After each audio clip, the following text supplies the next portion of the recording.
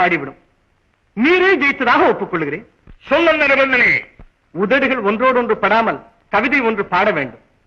உதடுகள் பட்டால் குத்தும்படியாக ஊசி ஒன்றையும் உதடுகளுக்கு இடையில் வைத்துக் கொள்ள வேண்டும். இது என்ன சிறுபிள்ளை விளையாட்டு? என்ன சிரிப்பு? உதடுகள் படாமல் உன்னால் பாட முடியுமா? நான் பாடினால், பாடாவிட்டால் நாக்கை கிழித்து விடுவோம். தன்னாலே தான் கெட்ட தந்தனா கலைஞனே தலையே கனத்திடாதே,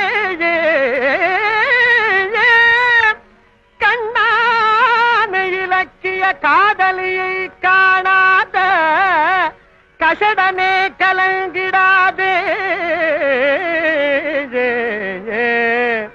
அந்நாளிலே சிலராக என்றாரன அகந்தையால் அலைந்திடாதே,